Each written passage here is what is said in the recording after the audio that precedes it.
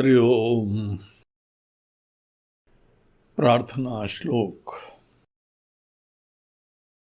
शांतं शाश्वतमप्रमेयमनघं निर्वाण शांति प्रदम् ब्रह्मा शंभुफणीन्द्र सेव्यमनिशम् वेदांत वेद्यं विभुं रामाख्यं जगदीश्वरं सुरगुरुं मायामनुष्यं हरिं वन्देऽहं करुणाकरं रघुवरम् भूपालचूडामणिं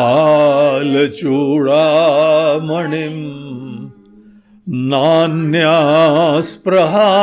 रघुपते हृदये स्मदीये सत्यं वदामि च भवानखिलान्तरात्मा भक्तिं प्रयच्छ रघुपुङ्गवनिर्भरां मे कामादिदोषरहितं कुरु मानसं च अतुलितबलधामं हेमशैलाभदेहं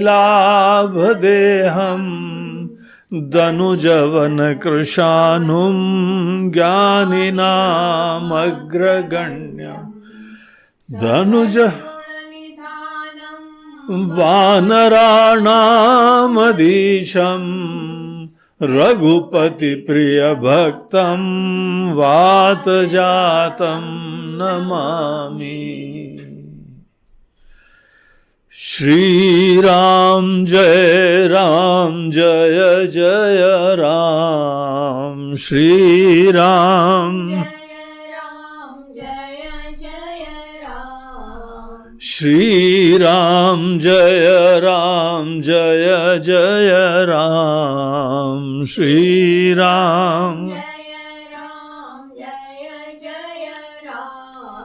श्रीराम जय श्रीराम जय जय राम। श्रीराम जय श्रीराम जय जय राम। श्रीराम जय जय राम।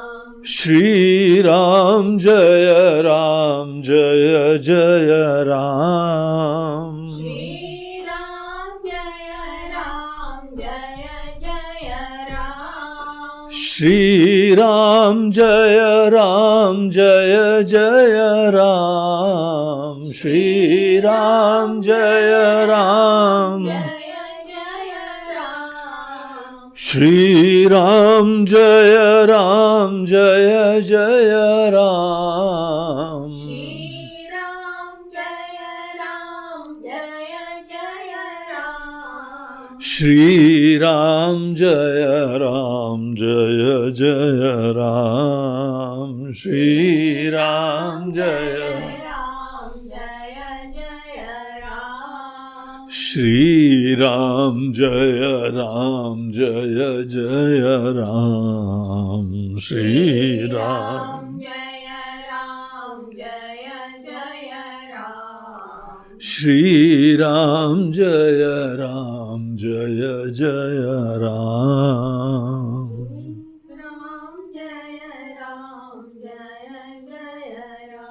बोलो सियावर रामचंद्र की जय। पवन सुत हनुमान की जय। बोलो भाई सब संतन की जय। नमः पार्वती पतये हर हर महादेव। हरि ओम।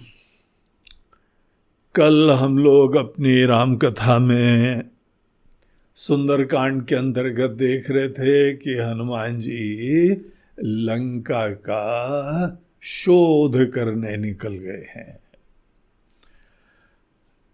रात को जब सब सो रहे हैं तो बहुत ही अति लघु रूप, बहुत छोटा सा रूप लेके लंका में, अब जब लंका के द्वीप में आए थे तब तो बिल्कुल थोड़े मच्छर के समान का, मसक के समान।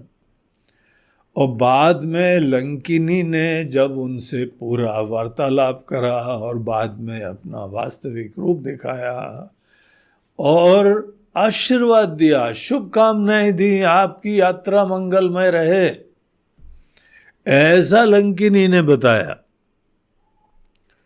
उसके बाद उन्होंने अति लघु रूप, बहुत छोटा सा रूप लेके लंका में प्रवेश करा।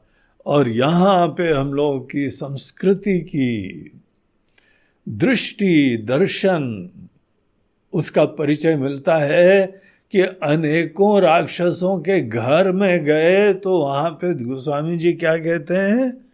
मंदिर मंदिर, हर मंदिर में प्रति शोधा, सब मंदिर के अंदर। देखिए कितनी सुंदर दृष्टि है। ये हर व्यक्ति को यहाँ से एक बहुत ही बढ़िया प्रेरणा मिलती है कि घर को बहुत पवित्र स्थान समझिए, ये भगवान का स्थान समझिए। आप लोगों के कोई कुल के देवता है ना, ये कुल देवता का स्थान है। सब लोग कुल देवता के आशीर्वाद से यहाँ पे स्वस्थ हैं, प्रसन्न हैं और दुनिया भर की चिंता तनाव से मुक्त हो जाते हैं। नए दिन के लिए चार्ज होके, तैयार होके पुनः इसी दुनिया रूपी कर्म भूमि में निकलते हैं। तो देखिए कितना पवित्र यहाँ पे कार्य होता है। घर के बड़े लोग तो ऐसा करते हैं, छोटे लोगों के तो संस्कारों का स्थान होता है। बहुत सारे लोग घर को केवल भोग का स्थान देखते हैं, आराम का स्थान देखते हैं, मनोरंजन का स्थान देखते हैं। ये मनोरंजन का भी स्थान है, लेकिन केवल मन का रंजन ये हमारे जीवन का लक्ष्य नहीं होना चाहिए। आपका लक्ष्य बहुत बड़ा है। आपके लक्ष्य में आपके शरीर का स्वस्थता, खान पीन बहुत ही अच्छा हो। आपस में ये तो वो लोग हैं जिन्होंने एक दूसरे के लिए अपना जीवन लगाया हुआ है, सुख दुख के साथी है। अगर कोई बीमार होता है, खुश होता है, तो यही लोग तो हैं। तो इसलिए घर का जो धर्म होता है, कुल का जो धर्म होता है, उसको बहुत विशेष समझना चाहिए।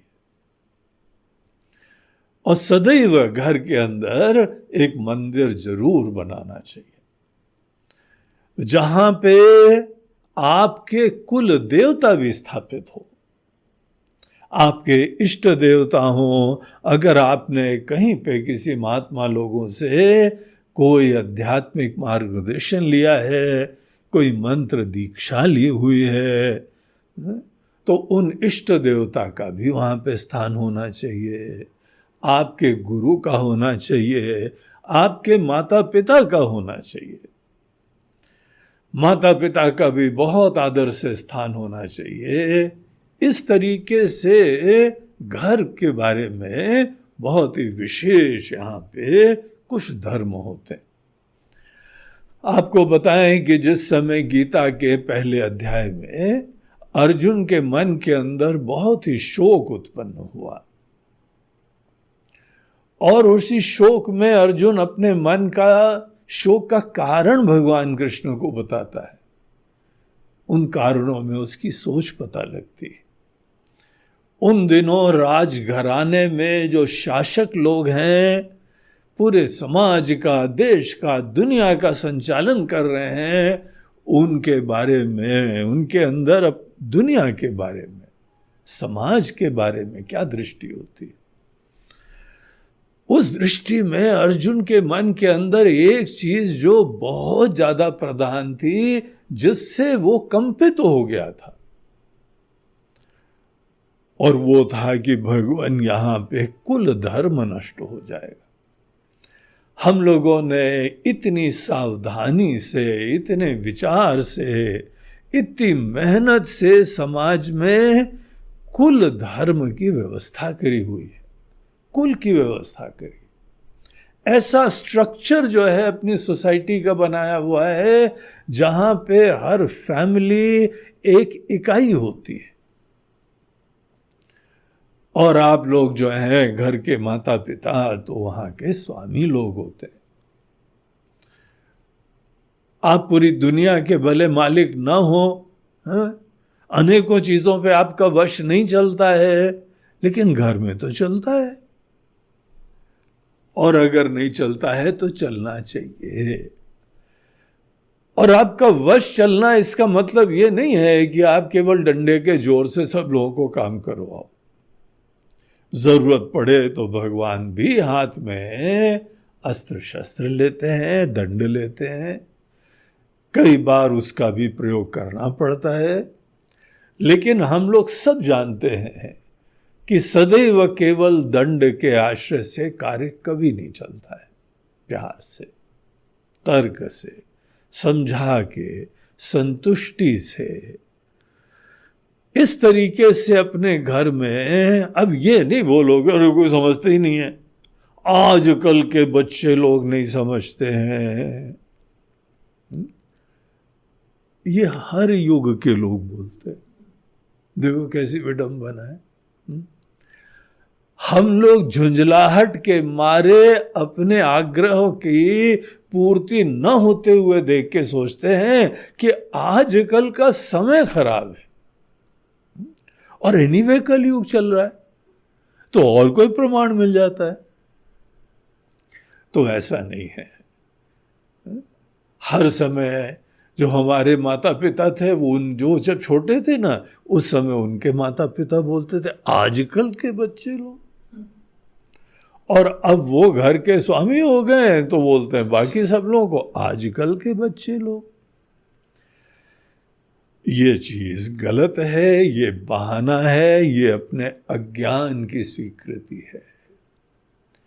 देखिए, क्रोध तब होता है जब आदमी के अंदर झुंझलाहट होती है, बहुत अति आतुरता होती है, और ऐसा अभिमान होता है कि जो हम बता रहे हैं वो ही सही है। हो सकता है सही हो, लेकिन जैसे एक वकील वकालत करता है, जज के सामने तर्क देता है, प्रमाण देता है, हर जो है वकील का काम बड़ा इंटरेस्टिंग होता है। वो झुंझलाहट से काम नहीं करता है, वो बाल नोच के जज के सामने नहीं बोलता है अरे कल सुनो तो, सुनते नहीं हो, हमारी कोई बात ही नहीं सुनता है। बोलते हैं सुनेंगे भैया, बैठे हुए हैं सुनने के लिए, लेकिन तुम प्रमाण दो, तुम समझा दो हमको।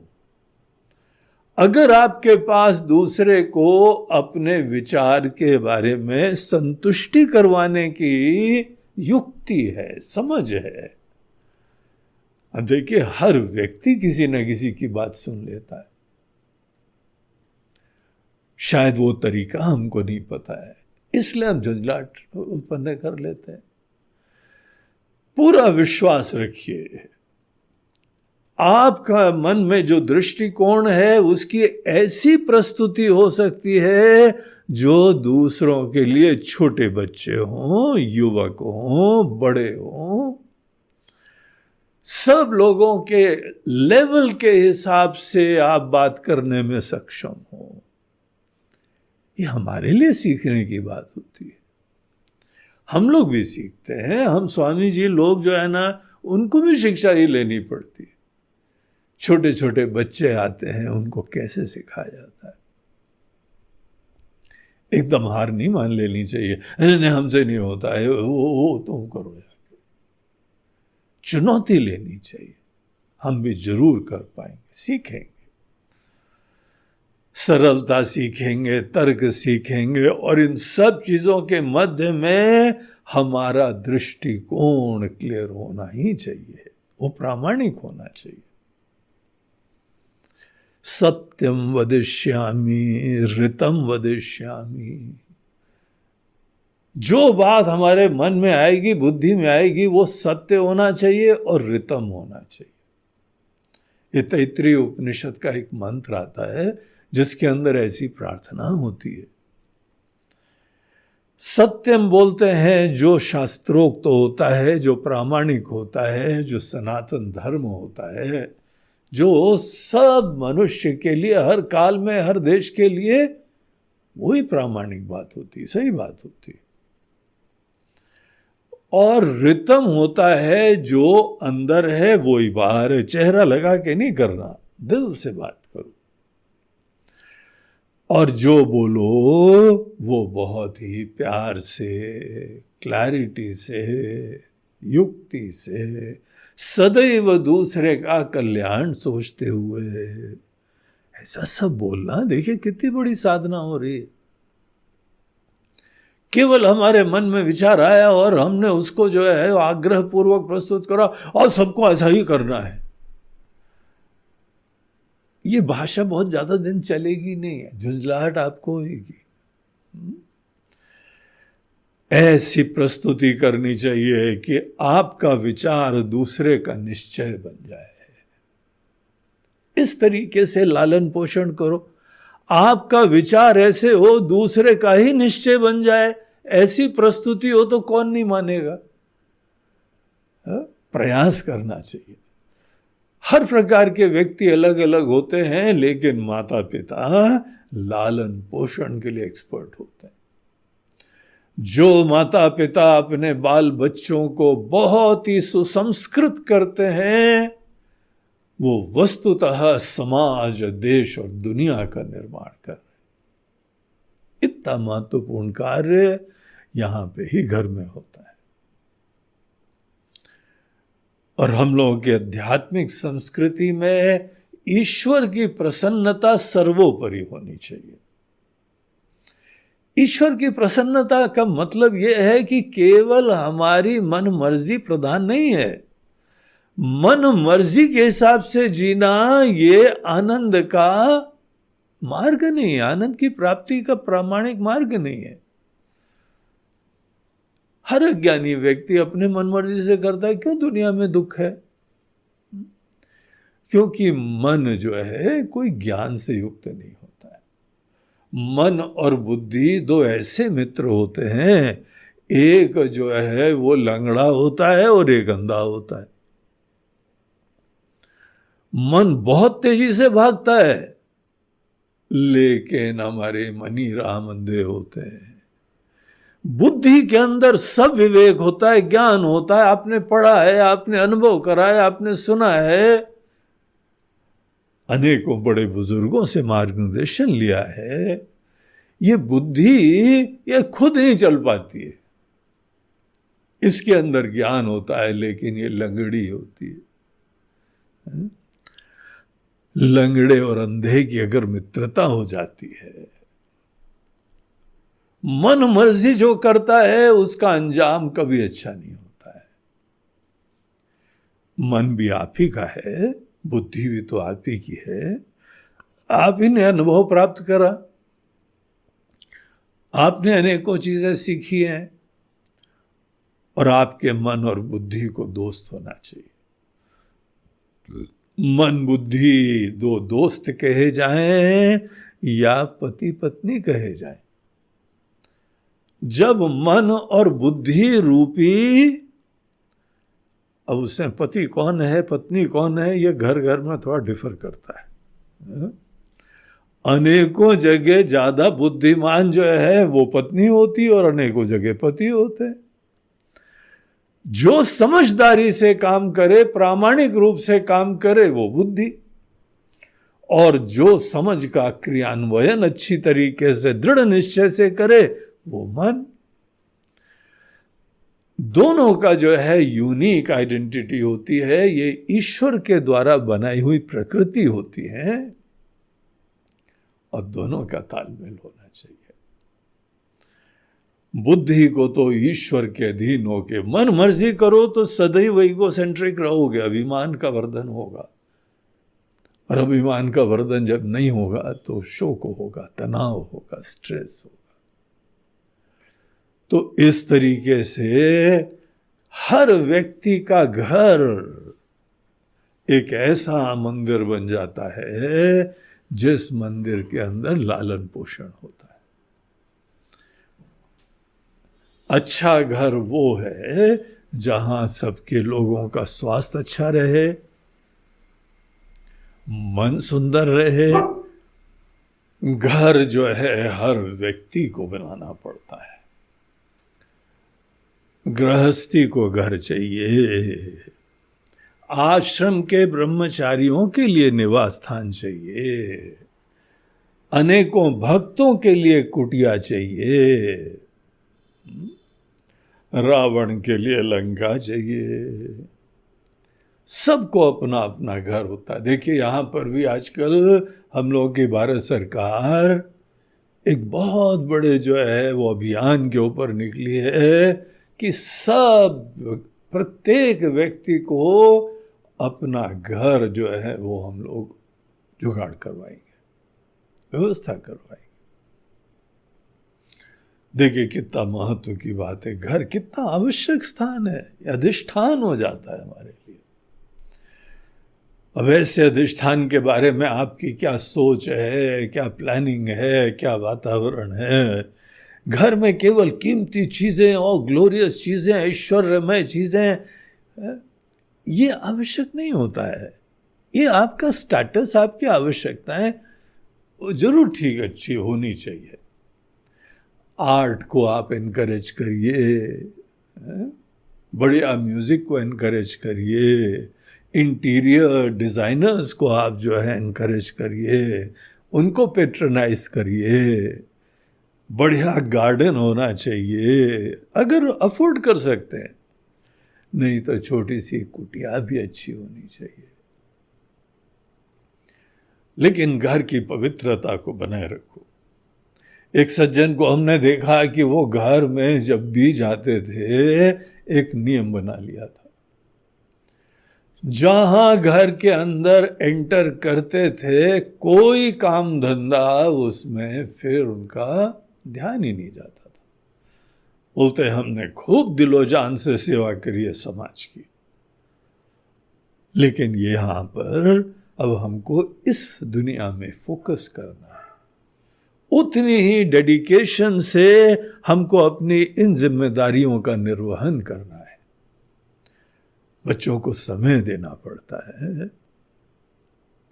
अगर आप बच्चों को समय नहीं दें, प्रेम से माता पिता को, पति पत्नी को, एक दूसरे के साथ, ये दुनिया भर के धन दौलत के मतलब क्या है?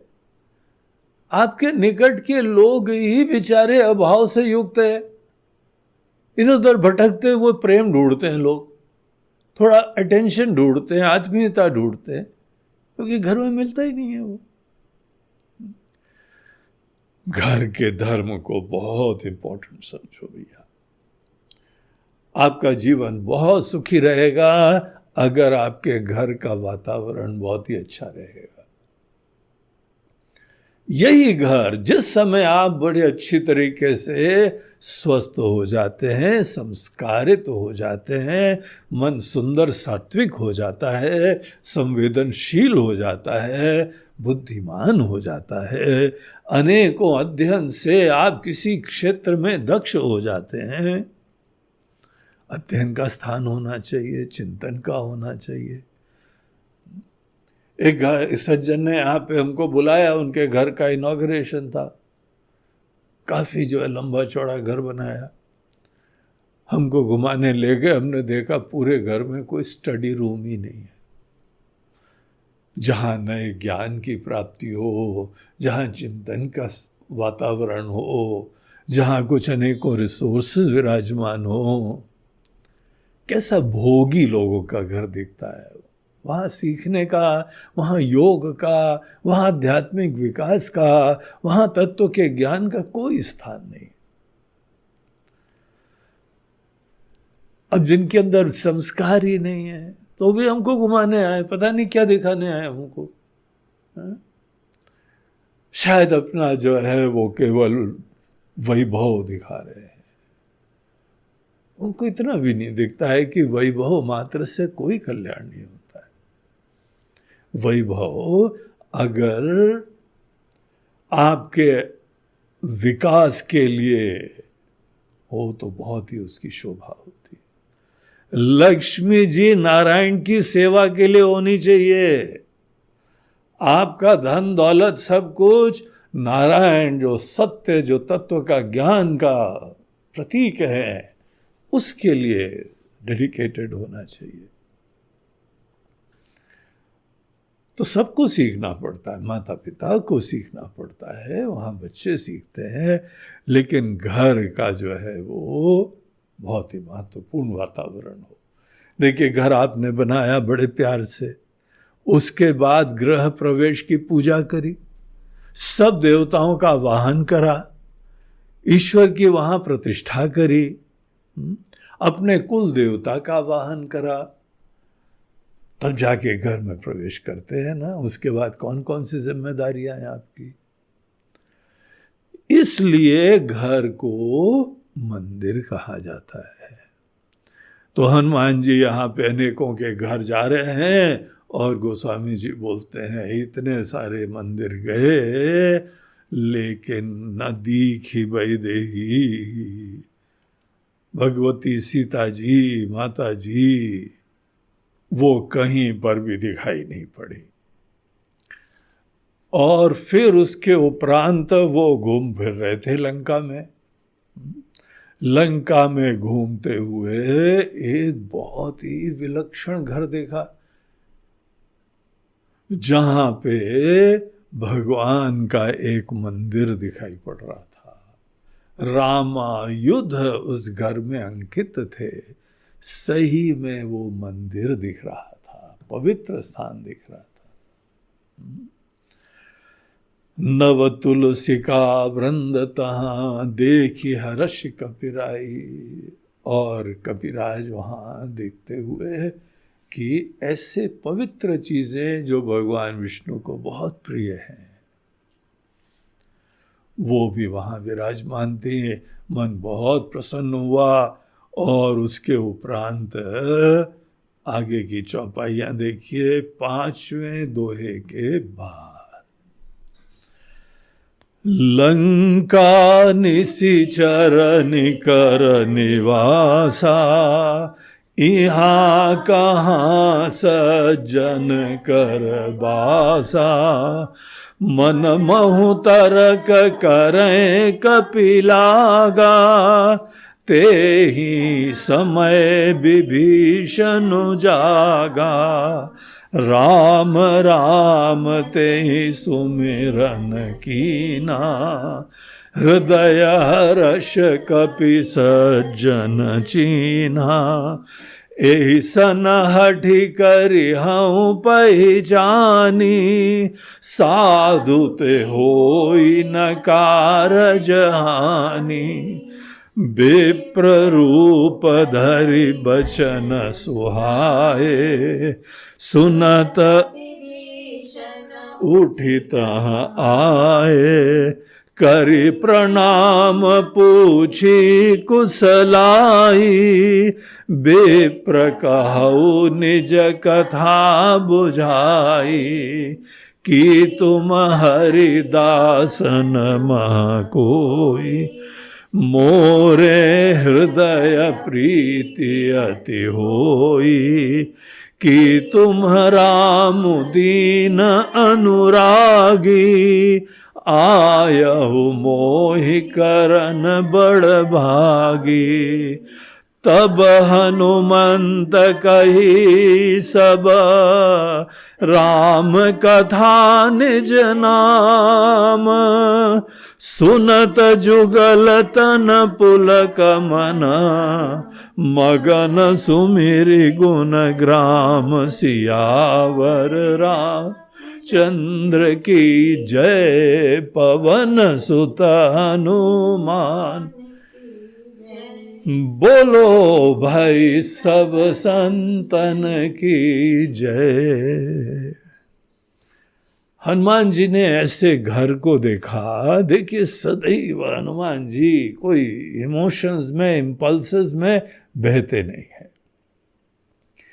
कोई बुद्धिमान व्यक्ति अगर इम्पल्सिव नेचर का होता है तो उसको जीवन में बड़ी पीड़ाएं मिलेंगी।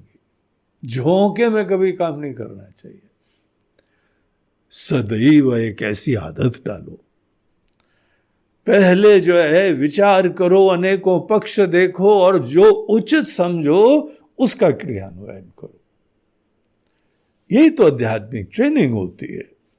इसको हमारे गुरुदेव कहते थे आर्ट ऑफ मैन मेकिंग, मानव निर्माण कला। ऐसे व्यक्तित्व का निर्माण होता है। इसीलिए हनुमान जी का आप देखिए, पहले भगवान का स्मरण भी सदैव करके जाते हैं। भगवान का स्मरण अपने जीवन के परम लक्ष्य का स्मरण होता है। बाकी सब साधन रूपा होता है, यही साध्य होता है। चलते चलते कभी भटक न जाओ, कभी यात्रा पे भी जाओ, इधर भी रास्ता अच्छा है, उधर भी रास्ता अच्छा है, लेकिन एक बार निश्चय करा कि हमको इस गंतव्य पे जाना है तो दृढ़ निश्चय रखो। इसीलिए विचार पूर्वक कार्य करना, विचार को जगाना भी चाहिए।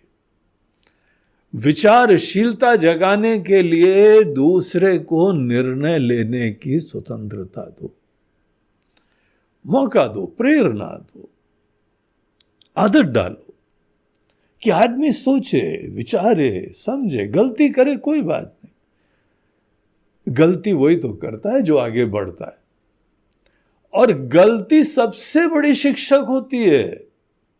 और अनेकों लोग गलती करने ही नहीं देते। आपके जो अपने हितैषी लोग हैं ना, पता कौन हितैषी है? जो आपको गलती करने दे। गलती करने के बाद आदमी अप्रोक्षतः सीखता है, डायरेक्टली सीखता है, और वो लेसन उसके अंदर सदैव दिल में बैठ जाते हैं। और ये स्वतंत्रता के वातावरण में हो सकता है। तो स्वतंत्रता का वातावरण हो, आगे बढ़ने की जो है वो स्वतंत्रता हो, और फिर उसके उपरांत विचार करे, निर्णय करा, कदम उठाया, गलत हो गया, फिर उससे शिक्षा ली, अगली बार से और अच्छा हो जाएगा। जीवन बहुत बड़ा है, इसीलिए कोई जल्दी बात नहीं है। ये आदत ज्यादा महत्वपूर्ण है। हनुमान जी हम लोगों के आदर्श इसीलिए हैं क्योंकि सदैव विचार करते हर पक्ष का। डरते डराते किसी से नहीं है। कोई उनको अपने अस्तित्व का, अपनी सुरक्षा की चिंता ही नहीं। ये कंपोनेंट आएगा तो आपके विचार भी सदैव डर को हैंडल करेंगे। सत्य पे भरोसा रखो, भगवान पे भरोसा करो और प्रामाणिक रूप से विचार करो। तो इस तरीके से हनुमान जी ने यहां पे देखा, चारों तरफ असुरों का शहर लंका के अंदर खड़े हुए, लेकिन ऐसा सुंदर सात्विक स्थान जहां भगवान के आयुध हैं, जहां तुलसी वगैरह है, वातावरण भी इतना सौम्य सुंदर दिखाई पड़ रहा है। लंका निशिचर निकर निवासा, यहाँ कहाँ सज्जन कर बासा। यहां भी कैसे, ये बड़ी अजीब सी बात है, विरोधाभास है। और जो भी लंका के अंदर अगर सज्जन होगा, वो सज्जन बाय चांस नहीं होगा, सज्जन बाय आदत नहीं होगा, सज्जन बाय कन्विक्शन होगा। आपकी पूरी सोसाइटी में, आपके पूरे कॉलोनी में सब लोग जो है बहुत ही चंचल हैं, दिखावे वाले हैं, प्रदर्शन वाले हैं, भोगी वृत्ति के हैं। ऐसी जगह रह के संस्कारी होना, प्रेमी होना निश्चित रूप से कठिन बात है। और अगर कोई व्यक्ति यहां पे इतना थोड़ा वर्चुअस होगा, एथिकल होगा, दैवी गुण संपन्न होगा, दैवी गुणों में भोग नहीं होता, योग होता है। योग बहुत ज्यादा आनंद देता है। वो श्रेय पथ होता है, प्रेय पथ नहीं होता है। ये जो पॉइंट है ना, इसके वो खूब चिंतन करो, पढ़िए, पूछिए, किसी से प्रश्न करिए। इतना इंपॉर्टेंट पॉइंट है ये कि आपके जीवन की दिशा बदल जाएगी और दशा बदल जाएगी कि श्रेय पथ क्या होता है, प्रेय पथ क्या होता है। दोनों जो है एक परिस्थिति को देखने का तरीका होता है। प्रेरणा हमारी भिन्न होती है एक ही परिस्थिति में, परिस्थिति का परिवर्तन नहीं होता है। यही एक दुनिया रहती सबको, हर व्यक्ति को उतार चढ़ाव, अच्छे बुरे सब लोग मिलते हैं, लेकिन आपके अंदर अगर श्रेय पथ की प्रधानता होती है और अगर प्रेय पथ की प्रधानता होती है, इसके अंजाम जो है वो भयंकर होते, दूरगामी होते, कॉन्सिक्वेंशियल होते। ये कठोपनिषद का ये हम लोगों को दृष्टि है, ज्ञान है। यमराज और नचिकेतस के बीच में जो संवाद हो रहा था, वहां पर ये बात बताई है। नचिकेता को यमराज जी बोलते हैं कि बेटा, जीवन में सदैव दो ऑप्शंस होते हैं, सिचुएशंस तो नहीं होती हैं। लोग नहीं चेंज हो जाते हैं, खाना पीना चेंज नहीं हो जाता है, अपॉर्चुनिटीज चेंज नहीं हो जाती हैं, सब वही का वही रहता है। लेकिन हमारे अंदर प्रेरणा या श्रेय की होती है या प्रेय की होती है। सोचो, बहुत इंपॉर्टेंट है, बहुत इंटरेस्टिंग है ये। इससे जीवन बदलता है। अज्ञान में हम लोग बाहर की परिस्थिति बदलते हैं। तो बाहर मंदिर बना लिया है, मंदिर बनाने से श्रेय पथ नहीं होता भैया। मंदिर चले जाने से, मंदिर में दर्शन करना, तीर्थ में चले जाना, उसको श्रेय पथ नहीं बोलते हैं। आप श्रेय पथ वहां जाके भी भगवान से दुनिया भर की चीजें मांगते रहते हो, मांगी लाल बने रहते हो। किसको बोलते हैं श्रेय? श्रेय पथ बोलते हैं जहां आप कोई भी परिस्थिति प्राप्त करें, ईश्वर की असीम कृपा आप पे बरस रही है, ये विश्वास रखो।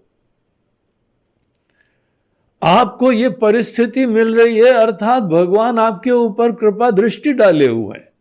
आपकी सांसें चल रही हैं, आपका शरीर चल रहा है।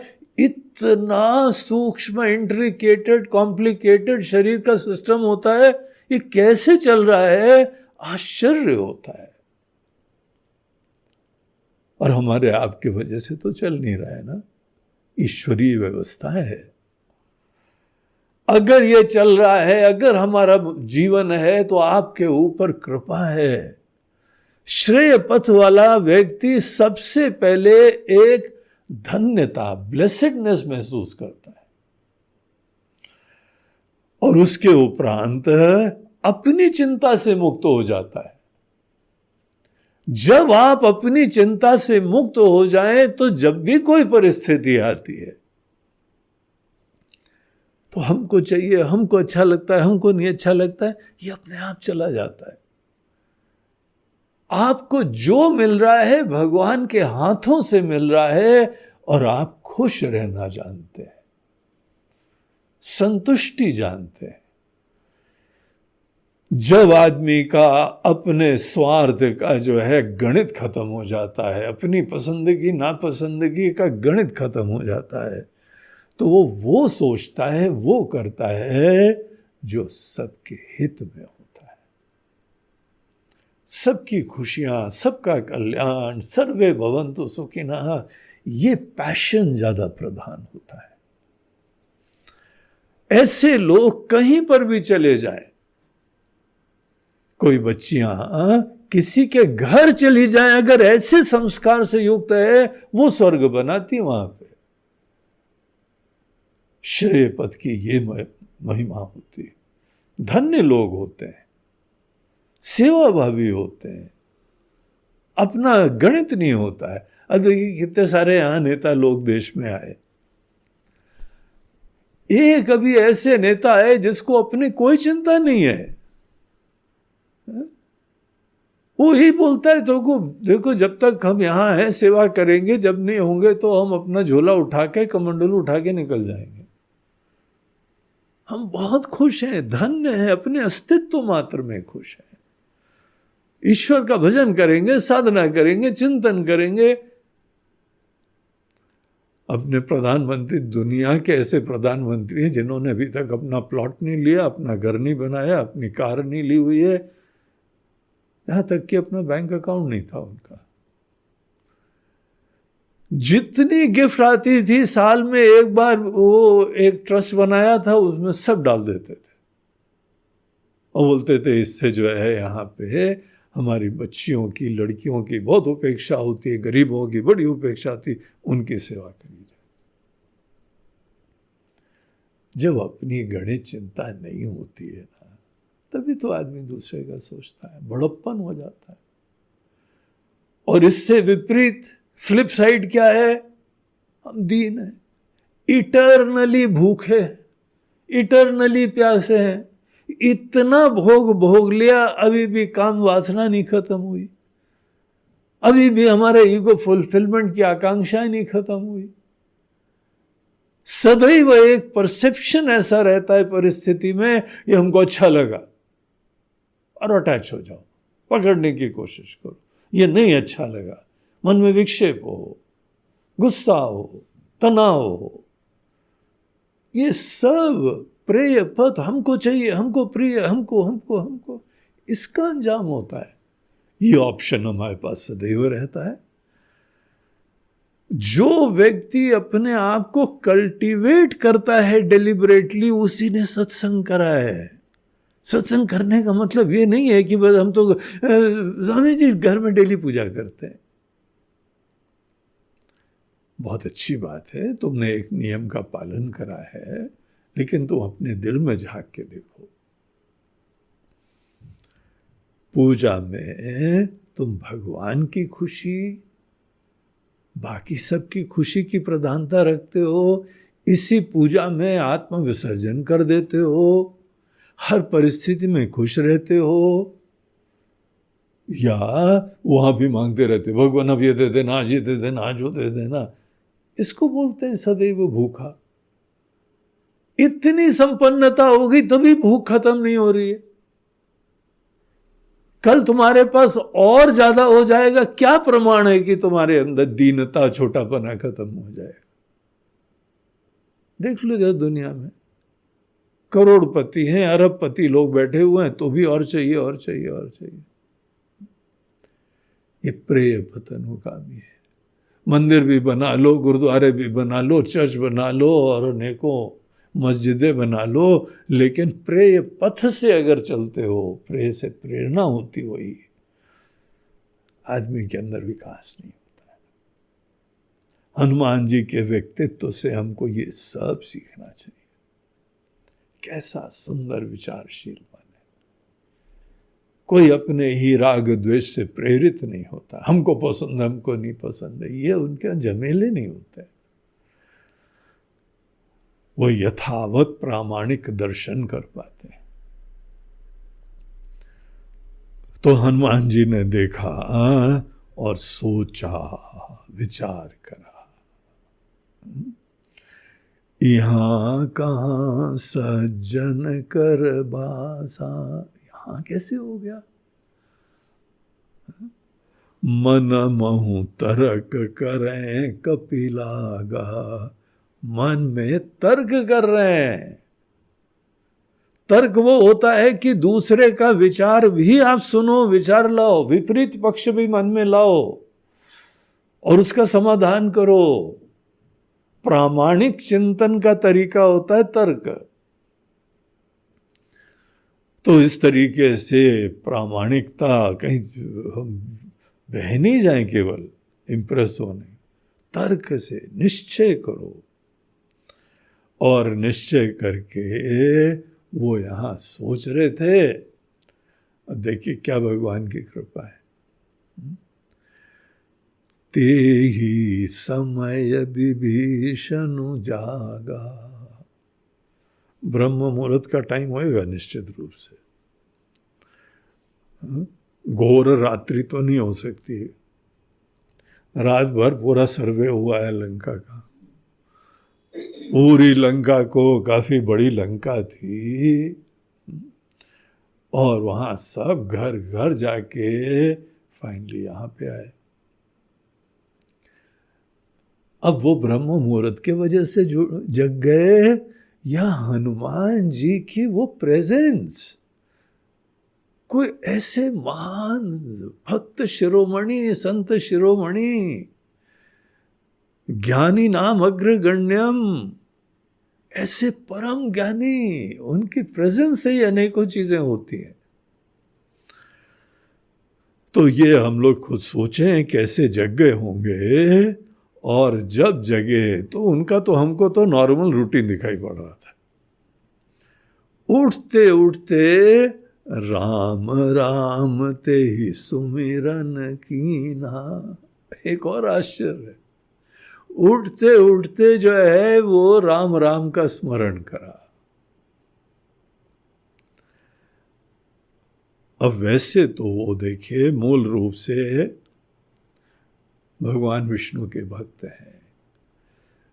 अभी राम जी के बारे में केवल कथा सुनी हुई है, महिमा सुनी हुई है, और राम जी की पत्नी सीता जी को उनका ही भाई ले आया है, ये भी सुना हुआ है। पूरी दुनिया उनको राजकुमार मात्र ही अभी जान रही है, लेकिन इनके अंदर कोई न कोई श्रद्धा, निश्चय है कि ये राम जी निश्चित रूप से कोई भगवान का ही रूप है। श्रद्धा बन चुकी है, मन में आस्था बन गई है। जो सब में रमते हैं वो राम है, तो ईश्वर का नाम है।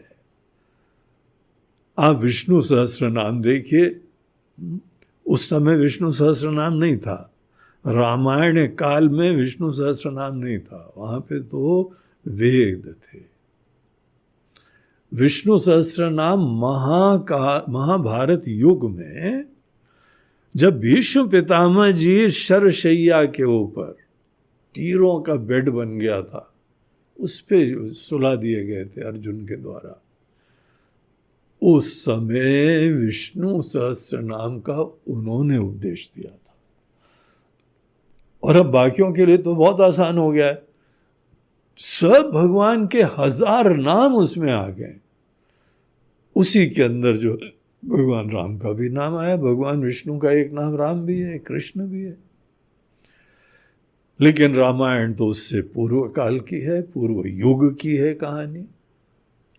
तो उधर राम शब्द जो है वेदोक्त है, और राम जो है तुलसी रामायण से पूर्व। वाल्मीकि जी ने राम जी के काल में ही, बहुत प्राचीन समय में ये लिखा हुआ था। तो नाम ये बड़ा प्रचलित है राम। ईश्वर का नाम समझ लें या दशरथ नंदन राम समझ लें, लेकिन ये चीज कि उठते उठते राम राम, कितना अच्छा लगा हनुमान जी को। और सवेरे जो उठते उठते भगवान का नाम लेता है ना, वो कोई दिखावा नहीं कर सकता है, कोई डर से नहीं कर रहा है, वो प्रेम से, संस्कार से करता है। अब बाकी सब जग गए, वहां पे आप राम राम बोलो तो फिर हो सकता है कि आप दूसरे को दिखा रहे हो, मन के किसी कोने में दिखावे की वृत्ति हो सकती है। उठते उठते जो राम नाम लेता है, ये उसकी भक्ति भावना दिखाई पड़ती है, आस्था दिखाई पड़ती है।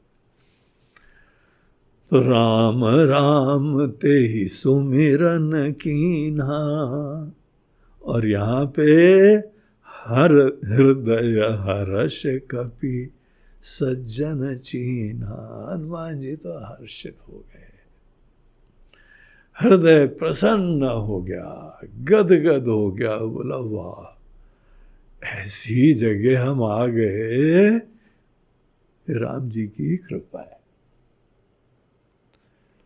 ऐसी घटनाएं भगवान की विशेष कृपा होती है।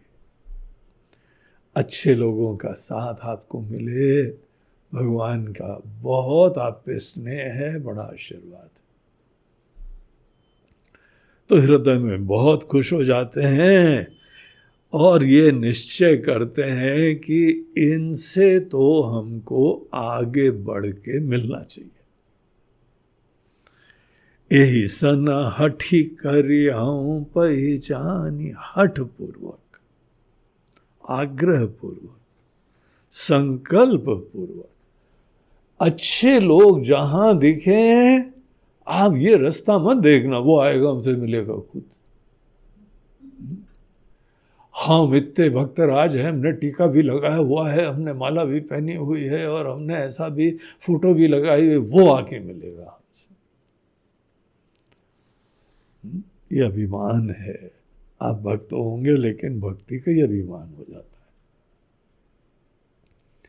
निरभिमानी भक्त अच्छे लोगों को देख के, भक्त लोगों को देख के, श्रद्धालु लोगों को देख के आगे बढ़ के उनसे मिलने की विनम्रता रखता है।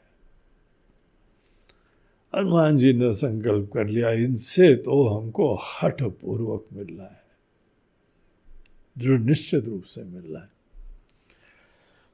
क्यों? क्योंकि जो अच्छे लोग हैं, जो साधु लोग हैं, साधु ते होई न कारज हानि, कोई आपकी हानि नहीं होगी। भगवान में जिनका मन रमता है ना, उनसे आपकी कभी हानि नहीं होगी। भैया हमने अपने जीवन में यही देखा है, जो व्यक्ति भगवान का भक्त है ना, वो बड़ा स्पेशल होता है। ईश्वर की भक्ति आदमी के ईगो को, अभिमान को गौण कर देती है। उसकी खुशियां बाहर से नहीं, अंदर से आती हैं। इसीलिए ऐसे लोग बहुत अच्छे होते हैं। और यहां पे हनुमान जी ने निश्चय कर लिया, ये साधु आदमी है। साधु मतलब सन्यासी नहीं होता है। साधु मतलब कोई गैरिक वस्त्र धारण करने वाला नहीं होता है। गेरू वस्त्र होंगे तभी साधु होगा, नहीं। ज्यादातर सन्यासी लोग साधु हो सकते हैं, सब भी नहीं होते। ये रावण के दृष्टांत में हम लोगों को पता लगता है, उसने यही धारण करे वस्त्र और धोखा देने के लिए। अनेकों लोग होते हैं दुष्ट प्रवृत्ति के। कल ही एक फोटो आई कि एक आतंकी जो है साधु का धारण करके उस शहर में घूम रहा था। तो उनकी किसी को शंका हुई, झोला वोला लिया गया तो अंदर क्या क्या निकला उसके। तो हर तरह के लोग होते हैं दुनिया में। अगर एक के अंदर ऐसा निकल आए तो सभी ऐसे होते हैं, ये भी मत सोचो। बहुत अनेकों लोग बड़े सरल सच्चे, भगवान का ही भजन करना, उसमें ध्यान करना, तपस्या करना, ये उन्होंने जीवन का लक्ष्य रखा हुआ है। लेकिन हम लोग को विचार करके, तर्क पूर्वक, ये देखिए हनुमान जी ने यही सिखाया है ना, विचार करो, लक्षण दिख जाएंगे। अच्छे व्यक्ति के पहचान के लक्षण होते हैं। गीता के 17वें अध्याय में वो तरीके हम लोगों को बताया जाता है कि किसी व्यक्ति का मन जो है बड़ा सात्विक है या राजसी है या तामसी है, ये ऊपर से नहीं पता लगता है। आपको कोई विवेक रखना पड़ेगा, जीवन की मैच्योरिटी, अनुभव रखना पड़ेगा, उससे पहचान जाएंगे। ये सब तौर तरीके यहां विराजमान थे। तो इस चीज तरह को अच्छी तरीके से शिक्षा लेते हुए प्रयोग करना चाहिए। तो हनुमान जी ने निश्चय कर लिया कि इनसे आगे मिलेंगे, और उसके बाद वो खुद ही एक ब्राह्मण का रूप धारण कर लेते हैं। विप्र रूप धरि बचन सुनाए, सुनत विभीषण उठित आए। एक ब्राह्मण का रूप धारण करा और भगवान का नाम का उच्चारण करा, और जहां पे उन्होंने भगवान के नाम का उच्चारण करा तो विभीषण जी ने भी सुन लिया। विभीषण जी सुन के पहले तो बड़े आश्चर्य हुए, ये हमको लंका में ये आवाज कहां से आई, हम बड़े अकेले थे, यहां पर कोई और भी है क्या? तो एकदम उठे और सीधे बाहर आए। सुनत विभीषण उठी तहां आए, और देखा उन ब्राह्मण देवता के रूप को, बड़ा सौम्य, प्रसन्न, ब्रह्म तेज से युक्त, सौम्यता है, शीतलता है, तेजस्विता है, स्वस्थता है, निश्चिंतता है, बड़ी गरिमा का सुंदर दिव्य हेम शैलाभ, स्वर्ण की कांति है, लेकिन सबसे प्रधान एक सौम्यता और तेजस्विता है। ऐसा उन्होंने रूप देखा और सीधे हनुमान जी को पहले तो प्रणाम करा, उनकी कुशल पूछी, करी प्रणाम पूछी कुशलाई, विप्र कहो निज कथा बुझाई। हे विप्र, हे ब्राह्मण देवता, आपका यहां कैसे आना हुआ, आप कौन हैं, अपनी कथा, अपनी कहानी, अपना परिचय कृपया हमको दीजिए।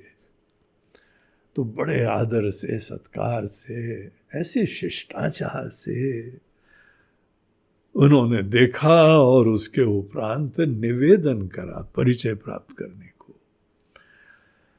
और क्या बोलते हैं कि तुम हरिदासन मह कोई, आप तो कोई भगवान के दास हैं, भक्त हैं, सेवक हैं लगता है।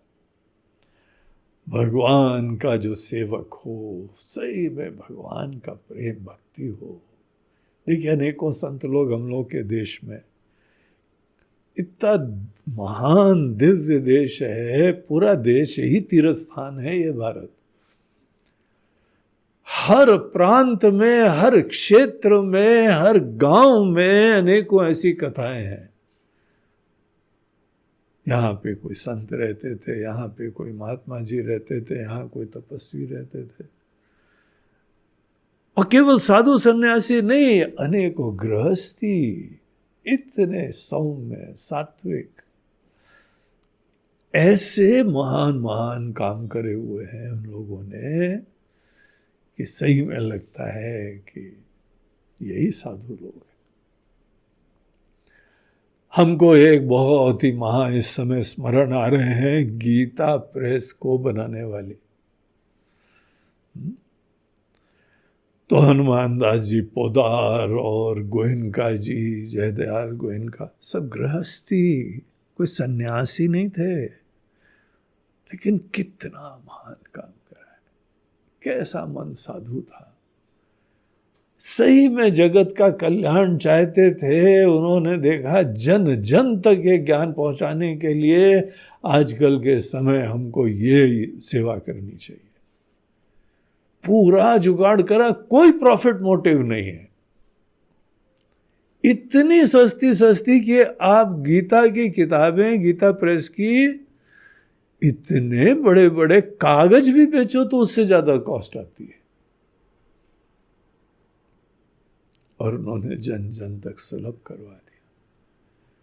कई लोग कोई मंदिर बना रहे हैं, पहाड़ों में चले जाइए, वहां पे स्वामी लोग, साधु लोग, सन्यासी लोग के लिए अन्न क्षेत्र चलाते हैं। आप लोग तो अपनी साधना करिए, आपके भोजन पानी की व्यवस्था हम करेंगे। अब समय बदल गया है महाराज, गरीबी है, सब लोग घर में आपको भिक्षा भी देने योग्य नहीं है, संस्कार भी नहीं है। किसी ने सोचा, देखो कैसे सुंदर कार्य है। कोई कहीं पे भोजन की व्यवस्था, नौकरी की व्यवस्था, घर की व्यवस्था, मंदिर की व्यवस्था, सत्संग की व्यवस्था। साधु मतलब जिसका मन सात्विक हो, सुंदर हो, सबके कल्याण का हो, शांत हो, प्रसन्न हो, ऐसे लोगों को साधु कहते हैं। तो यहां पर ये सोचते हैं कि आप भगवान के भक्त, ऐसे तो नहीं है, सीधे भगवान के कोई भक्त, और आपको देख के लगता है इतना हमको जो भी समझ है, आपका सीधे भगवान के साथ सेवा करने का आशीर्वाद दिखाई पड़ रहा है। भक्त को ऐसा होना चाहिए। व्यक्तित्व तो बदल जाता है। देख के ही उनके मन में ये प्रश्न आया, क्यों आपको ऐसा क्यों लगता है? बोलते हैं मोरे हृदय प्रीति अति भोई, बहुत मन के अंदर प्रेम उमड़ रहा है, देख के इतनी खुशी लग रही है हमको, आपसे मिल के ही बहुत अच्छा लगा। यहां उनके मन में आता है कि भगवान के भक्त आ गए, ऐसा तो नहीं है भगवान ही आ गए, कि तुम राम दीन अनुरागी, जो दीन लोगों के अनुराग करने वाले, जो दीन दयालु हैं, वो राम जी खुद तो नहीं आ गए हैं। हनुमान जी को देख के ऐसा लग रहा है, इतनी दिव्यता, सौम्यता, उनको शंका हो रही है। पहले संकोच प्रसाद बोला भगवान के भक्त होंगे, उनके दास होंगे, उनके डायरेक्ट सेवक होंगे, पर्सनल सेवक उनके यहाँ पे आए हुए हैं, उनके दूत आए हुए हैं। लेकिन फिर दिमाग में आया भगवान कहीं पर भी प्रकट हो जाते हैं। आयहु मोहि करन बड़ भागी, हमको ही बड़ भागी करने के लिए राम जी खुद आ गए हो, कोई आश्चर्य नहीं है। राम जी अनेकों भक्तों के ऊपर ऐसे कृपा बरसाते हुए कई बार पहुंच जाते हैं। तब हनुमंत कही सब राम कथा निज नाम। उस समय हनुमान जी ने फिर उचित समय समझा और अपना नाम बताया, अपना परिचय दिया और पूरी कथा बताई कि हम ये हैं और इसलिए यहाँ पे आए हैं।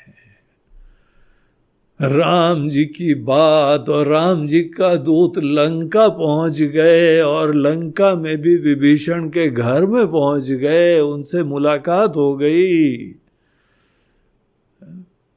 ये भी बहुत प्रसन्न, वो भी बहुत प्रसन्न, धन्य हो गए।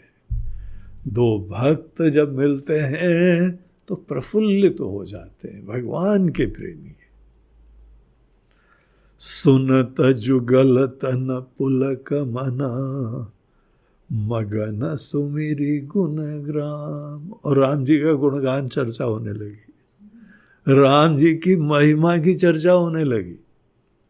विभीषण जी अपने अंदाज में, जो भी श्रद्धा हो, जो भी उनकी समझ थी, और हनुमान जी तो डायरेक्ट दर्शन करके आ रहे, के दूत ही हैं।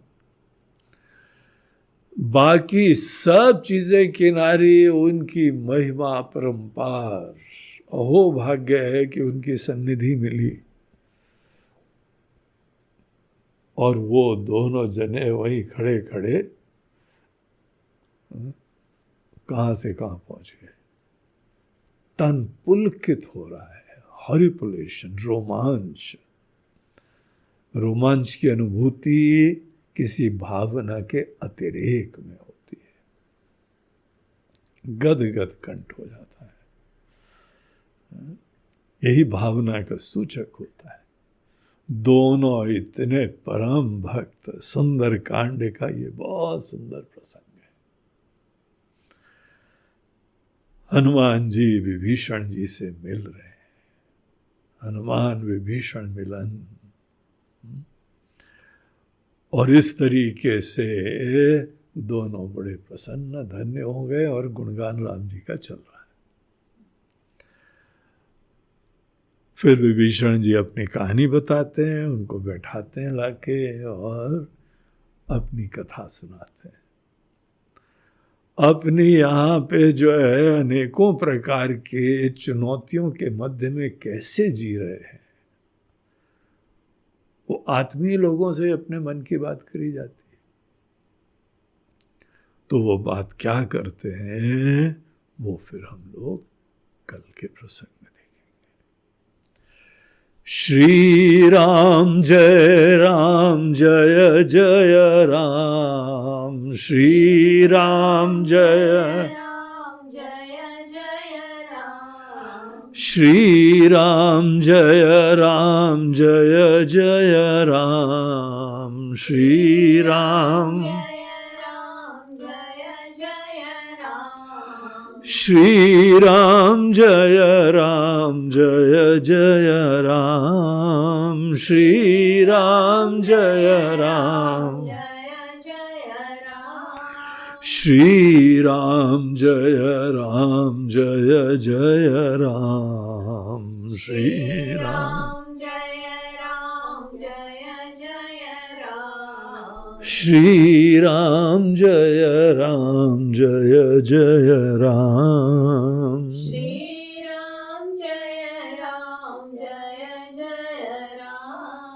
जय जय राम जय जय।